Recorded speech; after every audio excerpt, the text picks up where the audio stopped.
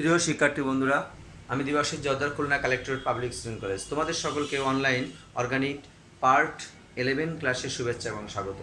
আমরা গত ক্লাসে অ্যালকিন সম্পর্কে আলোচনা করেছিলাম। শিক্ষার্থী বন্ধুরা, আজ আমরা অ্যালকিন সম্পর্কে আলোচনা করব। তো চলো শিক্ষার্থী বন্ধুরা, অ্যালকিন সম্পর্কে আমরা ধাপে ধাপে জেনে নেব। আমরা প্রথমত অ্যালকিনের সংজ্ঞা শিখব। অ্যালকিনের সংজ্ঞায় বলা হচ্ছে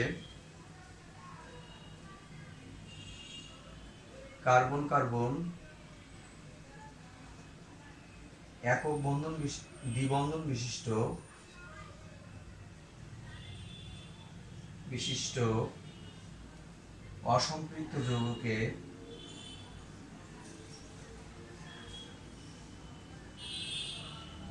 অ্যালকিন বলে। এর সাধারণ সংকেত হলো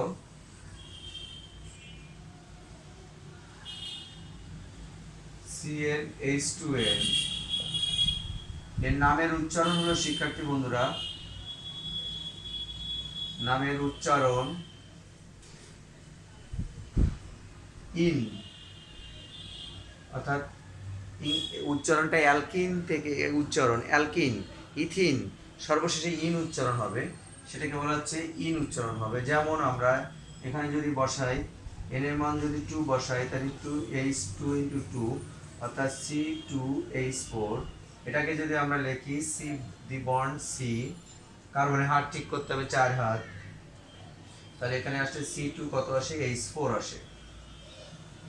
অর্থাৎ এটাকে আমরা এভাবে লিখতে পারি সি দি বন্ড CH2 অর্থাৎ এটা যৌগের নাম হলো ইথিন যৌগ।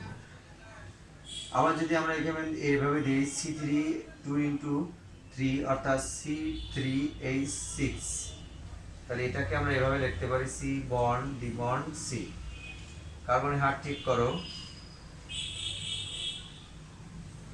বাকি হাতগুলো হাইড্রোজেন দ্বারা পূর্ণ হবে, অর্থাৎ এটাকে আমরা এভাবে লিখতে পারি CH3 প্রোপিন যৌগ।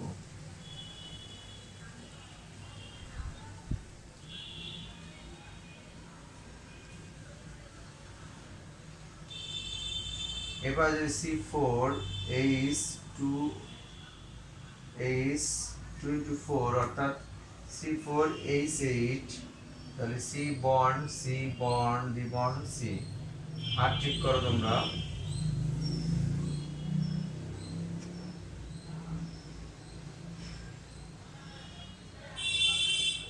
তাহলে আমরা এটাকে লিখতে পারি শিক্ষার্থী বন্ধুরা CH3 CH2 CH দি বন্ড CH2। এটা হলো বিউটিন যৌগ। তো একে একে এভাবে বিউটিনের পরে পেন্টিন, হেক্সিন, হেপটিন, অক্টিন, ননিন, ডেকিন, এভাবে আমরা যৌগগুলো পেয়ে থাকব। তো শিক্ষার্থী বন্ধুরা, এবার চলো আমরা অ্যালকিন কিভাবে প্রস্তুত করা যায়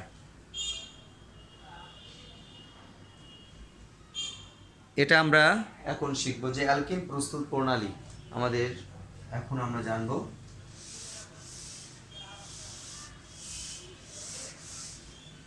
অ্যালকিন প্রস্তুত প্রণালী,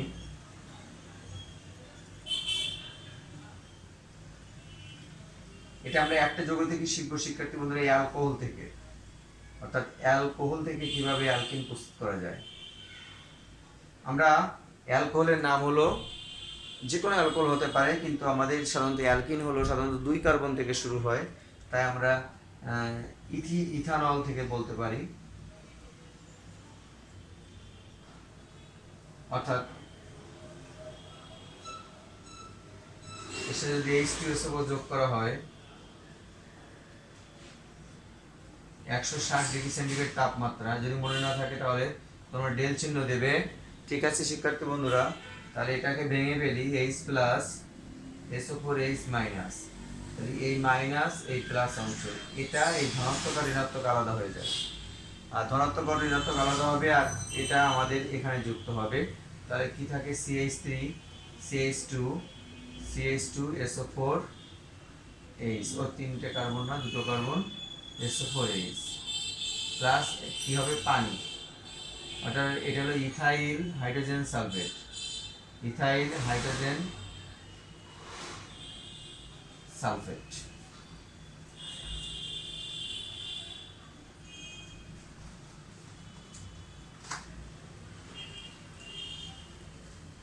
শিক্ষার্থী বন্ধুরা দেখো, ইথাইল হাইড্রোজেন সালফেট। তো এই বিক্রিয়াটা আমাদের এক ধাপে শেষ হয় না, দুই ধাপে সম্পূর্ণ হয়। এটাকে যদি আমরা লিখি CH3 CH2 CH SO4H এটাকে যদি উত্তপ্ত করা হয় তাহলে আমাদের অথবা 160 থেকে 170 ডিগ্রি সেন্টিগ্রেড তাপমাত্রায়, তাহলে আমাদের কি আসবে দেখো শিক্ষার্থী বন্ধুরা, এখানে যে যে কার্বনে SO4H থাকবে তার পাশে কার্বন থেকে H চলে যাবে, অর্থাৎ এটাকে আলাদা করলে আর এখান থেকে দ্বি বন্ডটা এখানে যাবে, তাহলে কি আসে CH2 দ্বি বন্ড CH2 অর্থাৎ H2SO4। এই যৌগটার নাম হলো ইথিন যৌগ। এই যৌগটার নাম হলো ইথিন যৌগ। শিক্ষার্থী বন্ধুরা দেখো, আমাদের এই এই যে অ্যালকোহলের ধনাত্মক অংশ অর্থাৎ এই ঋণাত্মক অংশটা H2SO4 ধনাত্মক অংশ H প্লাসের সাথে যুক্ত হয়ে পানি হয়ে আলাদা হয়ে গেল, আর বাকি অংশটা এখানে যুক্ত হয়ে গেল, অর্থাৎ ইথাইল হাইড্রোজেন সালফেট উৎপন্ন হলো। এই ইথাইল হাইড্রোজেন সালফেটকে উত্তপ্ত করলে এখানে SO4 যে কার্বনে আছে তার পাশের কার্বন থেকে H চলে যাবে, আমরা অ্যালকিন যৌগ অর্থাৎ ইথিন উৎপন্ন করলাম। তো শিক্ষার্থী বন্ধুরা এইভাবে আমরা অ্যালকিন প্রস্তুত প্রণালীগুলো করতে পারি। যে কোনো প্রস্তুত প্রণালী আমরা এভাবে সম্পূর্ণ করতে পারি। এবার আমরা শিখব অ্যালকিনের রাসায়নিক বিক্রিয়া, অর্থাৎ অ্যালকিনের কিছু সংযোজন বিক্রিয়া আছে, এগুলোকে আমাদের ফলো করতে হবে।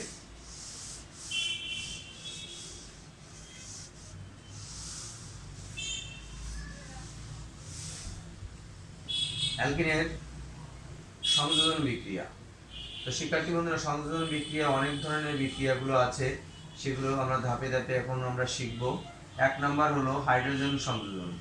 হাইড্রোজেন সংযোজনে বলছে যে যে এটা অনেক সময় সম্পৃক্ত অসম্পৃক্ত থেকে সম্পৃক্ত যৌগ তৈরি হতে পারে। আমাদের অসম্পৃক্ত কথাটার অর্থ হলো কার্বন কার্বন দ্বিবন্ধন থাকবে অথবা ত্রিবন্ধন থাকতে পারে। এখানে যেমন অসম্পৃক্ত, এখানে ইথিন যৌগ যদি মনে করো, ইথিনের সাথে যদি H2 সংযোজন দেওয়া হয় H2, তাহলে নিকেলের উপস্থিতিতে 180 ডিগ্রি সেন্টিগ্রেড থেকে 200 ডিগ্রি সেন্টিগ্রেড তাপমাত্রায় বিক্রিয়া করালে হাইড্রোজেনের দুটো অংশ, একটা অংশ যুক্ত হবে এই কার্বনের সাথে আর একটা অংশ যুক্ত হবে এই কার্বনের সাথে। সুতরাং দেখা যাচ্ছে যে দ্বিবন্ধগুলো ভেঙে যাবে, সুতরাং CH3 বন্ড CH3। তাহলে ইথিন থেকে আমাদের কি তৈরি হলো? ইথেন তৈরি হলো। অনেক সময় প্রশ্ন আসতে পারে ইথিন থেকে ইথেন তৈরি করো, তখন তোমরা হাইড্রোজেন সংযোজন বলবা। এই বিক্রিয়াকে হাইড্রোজেনেশন বিক্রিয়া বলা হয়। এই এই যে বিক্রিয়াটা সাধারণত হাইড্রোজেনেশন বিক্রিয়া, হাইড্রোজেনেশন।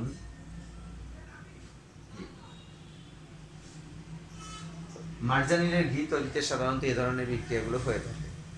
তারপরে হলো 2 নম্বর হলো পানি সংযোজন, অর্থাৎ H2O সংযোজন বিক্রিয়া। আমরা H2O সংযোজনের বিক্রিয়া কিভাবে দেখব? H2O সংযোজনের বিক্রিয়া হচ্ছে CH2 দ্বিবন্ড CH2 অর্থাৎ পানি। এখানে 300 ডিগ্রি সেন্টিগ্রেড তাপমাত্রা, 300 ATM চাপ, 60 ডিগ্রি সেন্টিগ্রেড তাপমাত্রা, 300 ডিগ্রি সেন্টিগ্রেড,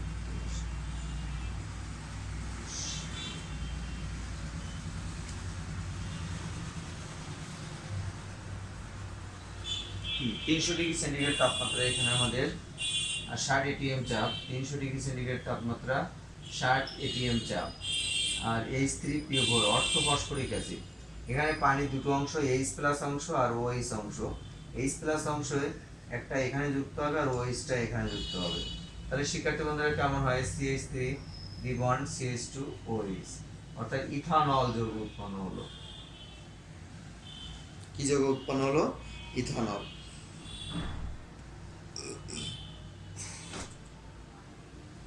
এই ইথানল যৌগ উৎপন্ন হলো, অর্থাৎ ইথিন থেকে আমরা কি পেলাম? ইথিন থেকে ইথানল পেয়ে গেলাম। এ ধরনের পানি সংযোজন বিক্রিয়া আমরা অ্যালকিন থেকে কি পেতে পারি? অ্যালকোহল উৎপাদন করা যেতে পারে। খুব ইম্পর্টেন্ট বিক্রিয়া, তাই এই বিক্রিয়াটার পাশে আমরা 100% দিয়ে রাখতে পারি শিক্ষার্থী বন্ধুরা। এরপরে অ্যালকিনের সাথে আমরা ব্রোমিন সংযোজন বিক্রিয়া দেব, Br2 সংযোজন বিক্রিয়া। Br2 সংযোজন বিক্রিয়া কি বলছে? CH2 দ্বিবন্ড CH2 অর্থাৎ CCl4 কার্বন টেট্রাক্লোরাইড, লাল বা কমলা বর্ণ, লাল বা কমলা বর্ণ। এটা কি ব্রোমিনের দুটো অংশ Br বন্ড, Br, একটা ব্রোমিন এখানে যুক্ত হবে আর একটা ব্রোমিন এখানে যুক্ত হবে, ঠিক হাইড্রোজেনের ক্ষেত্রে যেভাবে যুক্ত হয়েছিল সেভাবে যুক্ত হবে। তাহলে কেমন হবে? CH2Br bond CH2Br। তাহলে কেমন হবে? 1 2 ডাইব্রোমো মিথেন ইথেন, 2 কার্বন, বর্ণহীন যৌগ। এটা কি যৌগ হবে? বর্ণহীন যৌগ। কারণ এখানে লাল বা কমলা বর্ণটা বিনষ্ট হয়ে এটাকে বর্ণহীন করবে। এই বিক্রিয়াটা এত ইম্পর্টেন্ট তোমাদের যে পরীক্ষায় প্রায় এসে থাকে, সুতরাং এটাকে আমরা 1100% ইম্পর্টেন্ট দিতে পারি। এটা অনেক সময় দিতে পারে অ্যালকিনের অসম্পৃক্ততা পরীক্ষা, অ্যালকিনের অসম্পৃক্ততা পরীক্ষা পরীক্ষা বা শনাক্তকরণ বিক্রিয়া, শনাক্তকরণ বিক্রিয়া তোমরা এটা দিতে পারো। সুতরাং এটা দিলে তোমরা মার্ক পাবে।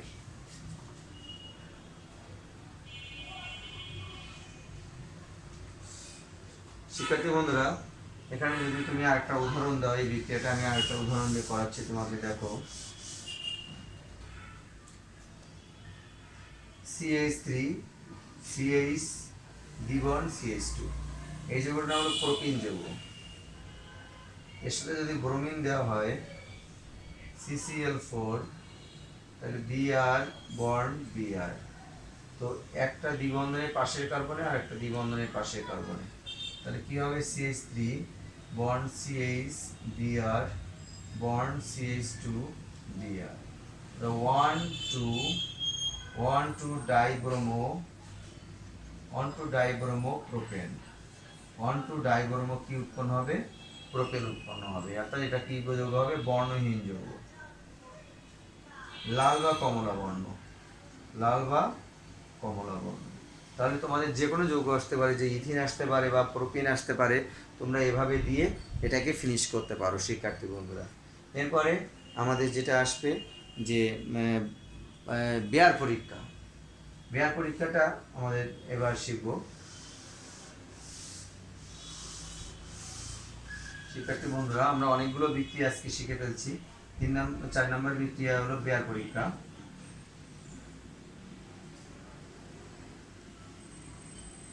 বেয়ার পরীক্ষা এটা হলো CH2 দ্বিবন্ধ CH2, এর সাথে KMnO4 বিক্রিয়া করবে, সরি এটাকে আমরা এভাবে দিতে পারি, H2O জার্মান অক্সিজেন KMnO4, অর্থাৎ KMnO4 এর উপস্থিতিতে, মানে এটাকে ভেঙে যে জার্মান অক্সিজেন উৎপন্ন হয় এখান থেকে, এটা হলো বেগুনি, বেগুনি বা গোলাপি বর্ণ থাকে, এটা কালার হলো বেগুনি বা গোলাপি কালার থাকে। তাহলে এখানে যে দুটো OH উৎপন্ন হয় এখান থেকে, একটা OH এখানে যুক্ত হয় আর একটা OH এখানে যুক্ত হয়। তাহলে কেমন হয় শিক্ষার্থী বন্ধুরা? CH2OH বন্ড CH2OH, এটার নাম হলো 1 2 ডাইল,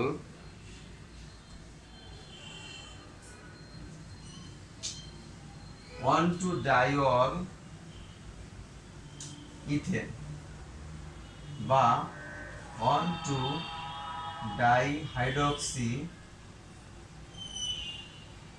ইথেন, বা আরেকটা নাম দিতে পারি আমরা এটাকে, 3টে নাম আসতে পারে, ethylene glycol, ethylene glycol, ethylene glycol. শিক্ষার্থী বন্ধুরা, এটাকে আমরা ইথিলিন গ্লাইকলও বলতে পারি। এবং এটা কি কালার হবে? বর্ণহীন যৌগ হবে। কি যৌগ? বর্ণহীন যৌগ। তো শিক্ষার্থী বন্ধুরা, আমাদের বেয়ার পরীক্ষাটা অনেক ইম্পর্টেন্ট, এটাও 100% দিয়ে রাখি পরীক্ষার সময়, প্রায় এটা এসে থাকে। তাহলে ইথিনের সাথে যে বেয়ার পরীক্ষায় পানি এবং জার্মান অক্সিজেন পটাশিয়াম পারম্যাঙ্গানেট থেকে পাওয়া যায়, এটার বর্ণ হলো গোলাপি বা বেগুনি বর্ণ। এটার কালারটা বিনষ্ট হয়ে কি হয়ে যায়? বর্ণহীন যৌগ হয়ে যায়। ইথিলিন গ্লাইকল বা 1,2-ডাইহাইড্রোক্সি ইথেন বা 1,2-ডাইঅল ইথেন যৌগ। এখানে আমরা উদাহরণ হিসেবে আরেকটা বিক্রিয়া শিখতে পারি। দেখো শিক্ষার্থী বন্ধুরা, এখানে যদি আমরা প্রোপিন যদি পরীক্ষার সময় আসে, CH3 bond CH3 bond CH2,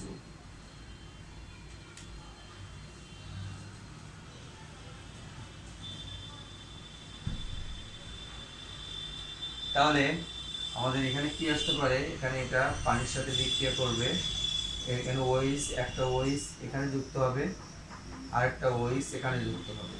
তাহলে এখানে কি আসে শিক্ষার্থী বন্ধুরা, CH3 bond CHOH bond CH2 OH, এটার নাম হলো 1,2-ডাইঅল। আমরা ওটাকে ইথেন লিখেছিলাম শিক্ষার্থী বন্ধুরা, এটাকে ইথেন হলেও হবে না, এটা হবে হলো প্রোপেন যৌগ, 1,2-ডাইঅল প্রোপেন যৌগ। এটা 1,2-ডাইহাইড্রোক্সি প্রোপেন, আর এটা হলো কে আমরা বলতে পারি propylene glycol, propylene glycol, propylene glycol. সুতরাং এটাও আমাদের বর্ণহীন যৌগ। আমরা অনেকগুলো বিক্রিয়া শিখলাম শিক্ষার্থী বন্ধুরা আজকের। এই বিক্রিয়াগুলো বারবার তোমাদের প্র্যাকটিস করতে হবে, বারবার অনুশীলন করতে হবে। পরীক্ষায় হুবহু এই বিক্রিয়াগুলো এসে থাকে ইথিন প্রোপিনের যৌগগুলো থেকে।